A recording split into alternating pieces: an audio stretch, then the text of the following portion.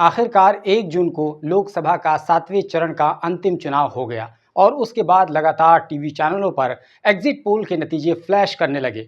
Almost तमाम exit poll में NDA यानी बीजेपी की सहयोगी पार्टियों के लिए बहुमत का आंकड़ा पार करते हुए दिखाया गया है। बहरहाल ये तो एक खबर हुई, लेकिन जो बात हम आपको अभी बताने जा रहे हैं वो ये है कि इस 7वें चरण के चुनाव में जितने भी उम्मीदवार खड़े हैं उनमें कितने उम्मीदवारों पर गंभीर क्रिमिनल केसेस दर्ज हैं और साथ ही ये भी बताने वाले हैं कि उनमें से कितने उम्मीदवार करोड़पति हैं।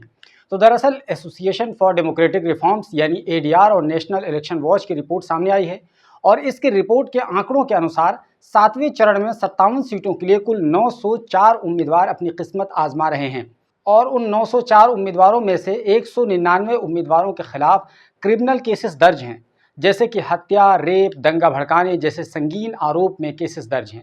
199 यानी 22% उम्मीदवारों के खिलाफ संगीन धाराओं में क्रिमिनल केसेस दर्ज हैं। 151 यानी 17% उम्मीदवार ऐसे हैं जिनके खिलाफ संगीन धाराओं में मुकदमात कोर्ट में चल रहे हैं और वो इधर मज़े से चुनाव लड़ रहे हैं और जल्द ही उनमें से कई सारे लोग माननीय सांसद बनने वाले हैं। 904 उम्मीदवारों में से 13 उम्मीदवार ऐसे हैं जो दोषी पाए गए हैं फिर भी चुनाव लड़ रहे हैं। ये है हमारे देश में नेताओं की मौज मस्ती। बहरहाल 14 उम्मीदवार ऐसे हैं जिनके खिलाफ हत्या के केसेस हैं और 13 उम्मीदवार ऐसे हैं जिन पर आईपीसी की धारा 376 के तहत महिलाओं के खिलाफ यौन शोषण के तहत केसेस दर्ज हैं और वो भी चुनाव लड़कर जल्द ही संसद भवन पहुंचने वाले हैं। और जब भी महिला सुरक्षा या उस जैसे महिलाओं से संबंधित कानून बनेंगे तो वो भी इसका हिस्सा ही बनेंगे। है ना मज़े की बात। दोस्तों, ये केवल हमारे ही देश में संभव हो सकता है कि महिलाओं के खिलाफ यौन शोषण के आरोपी और आगे चलकर दोषी भी पाए जा सकते हैं ऐसे लोग महिलाओं की भलाई के लिए कानून बनाएंगे। इसी को कहते हैं बिल्ली और दूध की रखवाली। बहरहाल अब देखते हैं कि किस पार्टी के कितने फीसद उम्मीदवार ऐसे हैं जिन पर क्रिमिनल केसेस दर्ज हैं। तो जान लीजिए कि इस लिस्ट में बीजेपी उम्मीद के मुताबिक सबसे आगे और पहले नंबर पर है। बीजेपी के 51 में से 23 उम्मीदवार ऐसे हैं जो दागी हैं और उन पर संगीन धाराओं में क्रिमिनल केसेस चल रहे हैं। और इस लिस्ट में दूसरे नंबर पर बीएसपी है। जी हाँ, मायावती की पार्टी, जो खुद एक महिला है, लेकिन उनकी पार्टी के 56 में से 13 उम्मीदवार ऐसे हैं जो या तो हत्या के आरोपी हैं या किसी महिला के साथ यौन शोषण के आरोपी हैं। ये भी कमाल की बात है। वहीं इस लिस्ट में तीसरे नंबर पर कांग्रेस पार्टी का नाम आता है। उनके 31 उम्मीदवारों में से 12 उम्मीदवार दागी हैं। कांग्रेस पार्टी के जो यूपी के अध्यक्ष हैं अजय राय, उनके खिलाफ 18 केसेस दर्ज हैं और वो बनारस से प्रधानमंत्री मोदी के खिलाफ चुनाव लड़ रहे हैं। और दिलचस्प बात यह है कि मोदी जो गुजरात के मुख्यमंत्री रहते हुए कई तरह के आरोपों में घिरे हुए थे और यहाँ तक कि तत्कालीन प्रधानमंत्री अटल बिहारी वाजपेयी ने उन्हें गुजरात फसाद 2002 के लिए राजधर्म निभाने की बात कही थी। और तो और मोदी को गुजरात नरसंहार के कारण ही अमेरिका में एंट्री तक रोक दी गई थी और मुख्यमंत्री रहते हुए 2014 तक वो अमेरिका नहीं जा सके थे। वो पूरी तरीके से साफ पाक हैं और उन पर एक भी केस दर्ज नहीं है। भला किसकी शामत आई होगी कि वो मोदी के खिलाफ केस दर्ज करे या करवाए। शायद इसीलिए वो पाक साफ बने हुए हैं और नहाए धोए सभी आरोपों से बरी हैं। ये भी दिलचस्प बात है। बहरहाल हम बात कर रहे थे कि किस पार्टी के कितने उम्मीदवार दागी हैं। उनमें टीएमसी के 9 में से 7, समाजवादी पार्टी के भी 9 में से 7 और सीपीआईएम के 8 में से 5, एसएडी यानी शिरोमणि अकाली दल के 13 में से 8, आम आदमी पार्टी के 13 में से 5, बीजेडी यानी बीजू जनता दल के 6 में से 2 और सीपीआई के 7 में से 2 उम्मीदवार दागी हैं।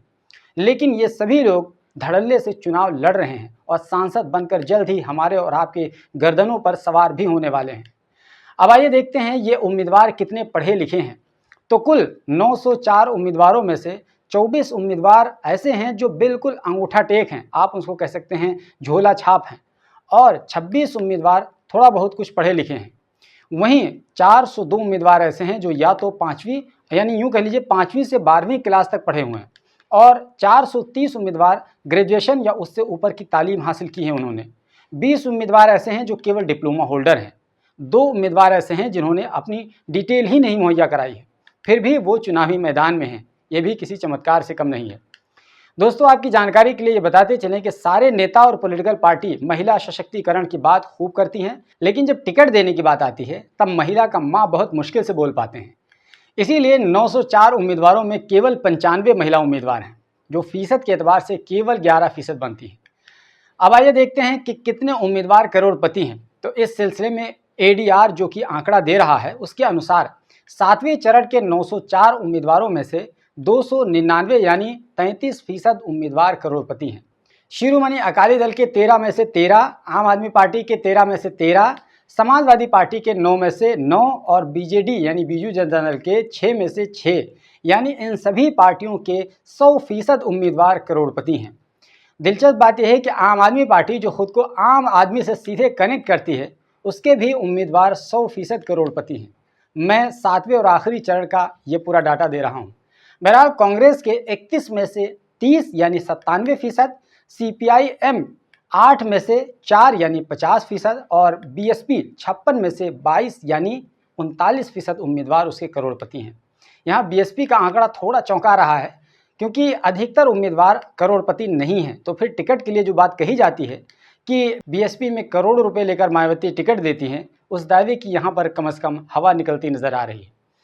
बहरहाल अब इसके अलावा आइए देखते हैं कि सबसे ज़्यादा पैसा किस उम्मीदवार के पास है। जो 7वें चरण में उम्मीदवार 904 उम्मीदवार खड़े थे, तो उनमें सबसे ज़्यादा पैसा किसके पास है? तो सबसे ज़्यादा पैसा शिरोमणि अकाली दल के भटिंडा से उम्मीदवार हरसिमरत कौर बादल के पास है। उन्होंने जो एफिडेविट दिया है, हलफनामा दिया है, उसके एतबार से उनके पास कुल 198 करोड़ से अधिक की संपत्ति है। जी हाँ, 198 करोड़। और दूसरे नंबर पर बीजेडी के केंद्रपारा के उम्मीदवार बेचईत पांडा के पास सबसे ज़्यादा पैसा है। उनके पास हलफनामे के अनुसार 148 करोड़ से अधिक की संपत्ति है। वहीं तीसरे नंबर पर बीजेपी के चंडीगढ़ से उम्मीदवार संजय टंडन हैं, उनके पास 111 करोड़ से अधिक की संपत्ति है। वहीं अगर इस लिस्ट में सबसे गरीब उम्मीदवार की बात करें तो ये ओडिशा के उत्कल समाज के उम्मीदवार भानुमती दास के पास केवल 1500 रुपये यानी 1500 रुपये हैं। ये भी किसी चमत्कार से वाकई में कम नहीं है। अब इसके बाद आखिर में आइए देखते हैं कि किस उम्र के लोग सबसे ज़्यादा हैं चुनावी मैदान में। तो 25 से 40 बरस के 243 उम्मीदवार हैं, यानी 27% उम्मीदवार युवा हैं और 41 से 60 साल की उम्र के उम्मीदवारों की संख्या सबसे अधिक है। ऐसे लोग 481 हैं, जो फीसद के एतबार से 53% बनता है। वहीं 61 से 80 साल के बीच में 177 उम्मीदवार हैं और ये फीसद के एतबार से 20% बनता है। यानी अगर इनमें से कोई जीत जाता है तो ज़्यादा चांस है कि बीच में कभी भी उपचुनाव हो सकता है। वहीं 3 उम्मीदवार ऐसे हैं जो 80 साल से भी ऊपर के हैं और वो चुनाव लड़ रहे हैं। अब ऐसे उम्मीदवार ऊपर वाले से बहुत ज़्यादा करीब हैं, इसलिए उन्हें वोट देने का मतलब ये है कि बीच में उपचुनाव लगभग तय है। तो दोस्तों, ये थी 7वें और आखिरी चरण की डिटेल, जिसमें हमने आपको ये बताया कि इसमें कितने लोग क्रिमिनल हैं, कितने लोग अनपढ़ हैं और कितने लोग करोड़पति हैं और कितने गरीब हैं। तो कुल मिला के ये कहें कि अगर इन तमाम आंकड़ों को अगर आप देखेंगे तो आप ये पाएंगे कि भारत की राजनीति में जो चुनाव में हिस्सा लेते हैं वो किसी कार्टून और मजाक से कम नहीं है। जिनके खिलाफ महिलाओं से संबंधित यौन शोषण के केसेस चल रहे हैं, वो भी भाई साहब मैदान में हैं और वो माननीय सांसद बनने वाले हैं। तो अब सोचिए कि हमारे इस देश के लोकतंत्र का क्या कुछ हाल होने वाला है। तो बहरहाल ये जो डिटेल हमने आपके सामने रखी, उम्मीद करते हैं कि हमारी ये कोशिश आपको पसंद आई है। अगर पसंद आई है तो हमारे इस वीडियो को लाइक कर दीजिए और कोई सुझाव हो तो आप कमेंट बॉक्स में लिख छोड़िए। चैनल पर पहली बार आए हैं तो सब्सक्राइब कर लीजिए और अगर ये वीडियो हमारा फेसबुक पर देख रहे हैं तो प्लीज़ हमारे पेज को फॉलो कर लीजिए, क्योंकि हम इस तरह आपको अपडेट करते रहते हैं और साथ ही साथ व्लॉग से संबंधित कंटेंट भी हम आपको फेसबुक पेज पर बनाकर देते रहते हैं।